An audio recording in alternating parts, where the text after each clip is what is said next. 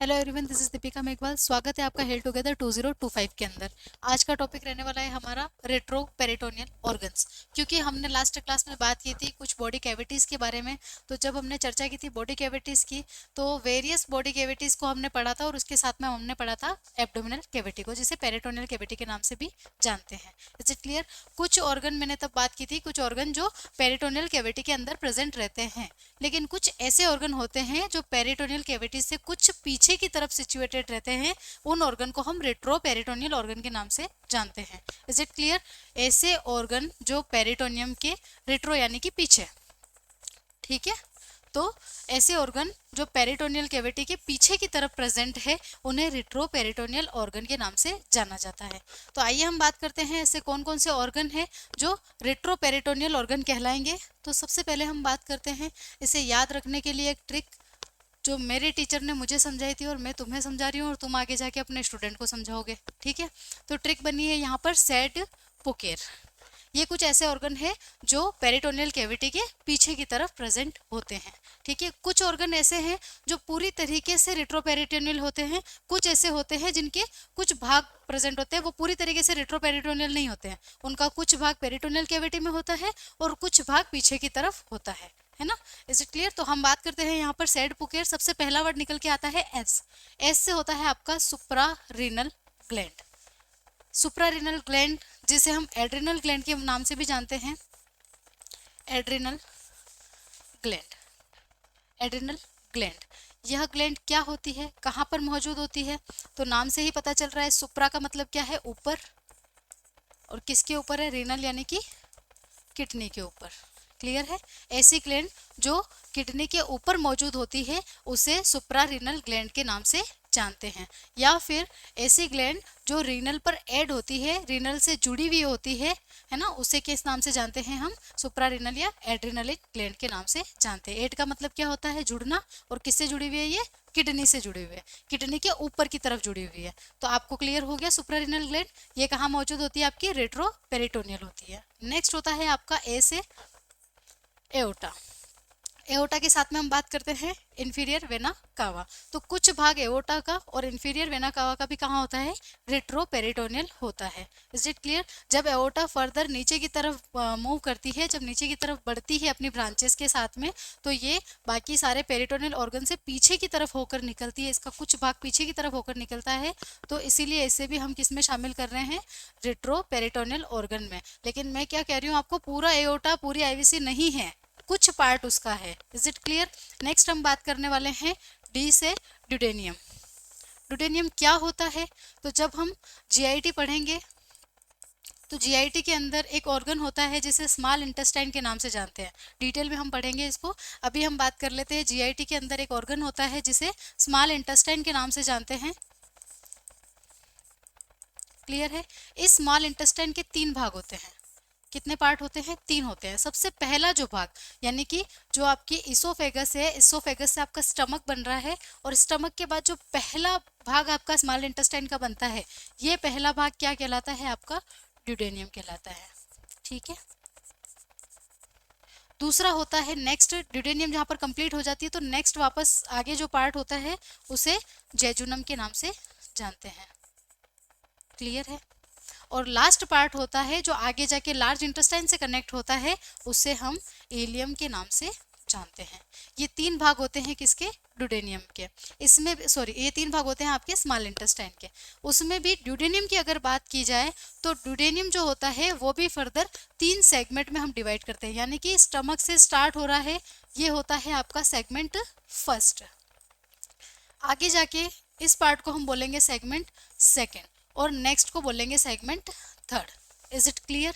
तो आपके ड्यूडेनियम का जो सेकंड और थर्ड सेगमेंट होता है ये भी पीछे की तरफ मुड़ के आगे मूव करता है, इसीलिए ये ऑर्गन भी किसके अंदर शामिल किया गया है, आपके रेट्रो पेरिटोनियल ऑर्गन के अंदर शामिल किया गया है। तो इज इट क्लियर? आगे हम बात करने वाले हैं पी। पी से निकल कर आता है आपका पेनक्रियास। क्लियर है? पेनक्रियास, टेल को छोड़कर पूरा ही पेनक्रियास रेट्रोपेरिटोनियल होता है, लेकिन पेनक्रियास की जो टेल होती है वो पेरिटोनियम के अंदर स्थित होती है। बाकी पेनक्रियास भी क्या होता है, रेट्रोपेरिटोनियल होता है, यानी कि पेरिटोनियम के पीछे की तरफ मौजूद होता है। नेक्स्ट हम बात करते हैं यू से यूरेटर्स। यूरेटर्स की अगर अपन बात करें तो जब हम रीनल सिस्टम पढ़ेंगे तो रीनल सिस्टम के अंदर किडनीज होती है। किडनी के बाद में जहाँ से यूरिन फॉर्मेशन हो रहा है, ये यूरिन फॉर्मेट होकर आगे कहाँ जाएगा, ब्लैडर में जाएगा। और किस माध्यम से जाएगा, इन नलियों के माध्यम से जाएगा। और इन्हीं नलियों को क्या नाम दिया गया है, आपका यूरेटर नाम दिया गया है। क्लियर बात है। तो यूरेटर के जो ऊपरी भाग होते हैं, ये ऊपरी भाग भी कहाँ पर होते हैं, रेट्रोपेरिटोनियल होते हैं, यानी कि पेरिटोनियल कैविटी के पीछे की तरफ होते हैं।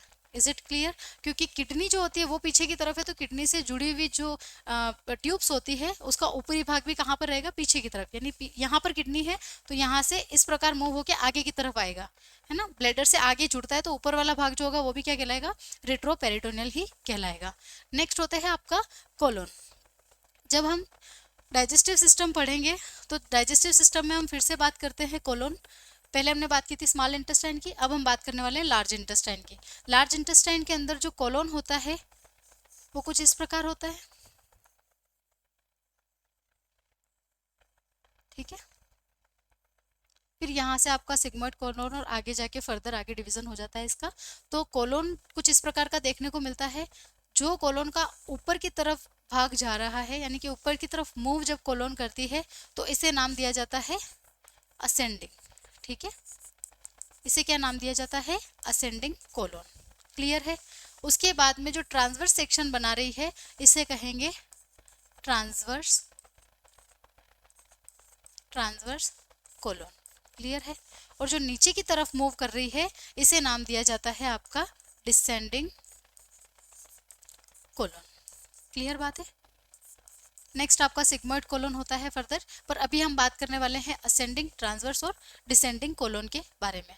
तो जब हम कोलोन का स्ट्रक्चर पढ़ेंगे तो कोलोन का जो असेंडिंग पार्ट होता है वो पीछे की तरफ होता है, सेम डिसेंडिंग पार्ट होता है वो भी पीछे की तरफ होता है, और जो आपका ट्रांसवर्स पार्ट होता है वो आगे की तरफ, यानी कि पेरिटोनियल कैविटी में होता है आपका ट्रांसवर्स वाला पार्ट। क्लियर है। जबकि आपका असेंडिंग और डिसेंडिंग पार्ट जो होता है वो रेट्रोपेरिटोनियल होता है। क्लियर है। पीछे की तरफ प्रेजेंट होते हैं आपके असेंडिंग और डिसेंडिंग कोलोन, और ट्रांसवर्स कोलोन जो होता है वो आगे की तरफ होता है। Is it clear? तो कोलोन के भी दो पार्ट ऐसे हैं, असेंडिंग कोलोन और डिसेंडिंग कोलोन, ये दोनों ही रेट्रोपेरिटोनियल होते हैं। नेक्स्ट हम बात करने वाले हैं के से। के से होता है आपकी किडनी। किडनी जो होती है वो पूरी तरीके से रेट्रोपेरिटोनियल होती है, यानी पूरी किडनी पीछे की तरफ प्रेजेंट होती है। इसका कोई भी भाग पेरिटोनियल कैविटी के अंदर प्रेजेंट नहीं होता है। मतलब कि जो किडनी है वो क्या है आपकी, प्योर रेट्रोपेरिटोनियल। क्लियर बात है, टोनियल, सॉरी। नेक्स्ट होता है आपका ई से ईसोफेगस, यानी कि ईसोफेगस का जो भाग आगे जाके स्टमक से जुड़ेगा वो वाला पार्ट, यानी कि लोअर ईसोफेगस। ये ईसोफेगस आपका है और आगे ये स्टमक से जुड़ने वाला है, तो ये जो लोअर ईसोफेजियल पार्ट होता है ये भी पीछे की तरफ मुड़ा हुआ होता है, यानी कि रेट्रोपेरिटोनियम के अंदर प्रेजेंट होता है। पूरे ईसोफेगस की बात नहीं हो रही है, केवल लोअर पार्ट की यहाँ पर बात की जा रही है। Is it clear? और लास्ट होता है आपका रेक्टम। तो कुछ रेक्टम का पार्ट भी क्या होता है, रेट्रोपेरिटोनियल ऑर्गन होता है, यानी कि आपकी पेरिटोनियल कैविटी के पीछे की तरफ मौजूद होता है। Is it clear? तो कुछ ऑर्गन की अभी हमने बात की, ये समस्त ऑर्गन क्या है, रेट्रोपेरिटोनियल है, लेकिन पूरी तरीके से रेट्रोपेरिटोनियल नहीं है। केवल हम बात करते हैं किडनी की, ठीक है। किडनी एक ऐसा ऑर्गन होता है जो प्योरली रेट्रोपेरिटोनियल होता है। क्लियर है?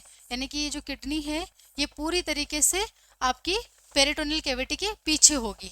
पर जब हमने बात की थी सुप्रारीनल ग्लैंड की, तो सुप्रारीनल ग्लैंड कहाँ पर मौजूद थी आपकी, सुप्रा यानी कि आपकी रीनल के ऊपर। तो जहां पर किडनी होगी वहीं पे आपकी सुप्रारीनल ग्लैंड भी होगी। तो जिस प्रकार से किडनी आपकी प्योर रेट्रोपेरिटोनियल होती है, उसी प्रकार से आपकी सुप्रारीनल ग्लैंड भी क्या मानी जाएगी, प्योर रेट्रोपेरिटोनियल ऑर्गन मानी जाएगी। इसके अलावा जितने भी ऑर्गन से हमने बात की है उनके केवल कुछ पार्ट रेट्रोपेरिटोनियल होते हैं और कुछ पार्ट पेरिटोनियम के अंदर होते हैं, लेकिन मात्र किडनी, सुप्रारीनल ग्लैंड ऐसे ऑर्गन होते हैं जो पूरी तरीके से रेट्रोपेरिटोनियल होते हैं। आई होप आपको आज की क्लास समझ आई होगी। ऐसे ही नॉलेज के लिए जुड़े रहिए हिल टुगेदर 2025 के साथ में। धन्यवाद।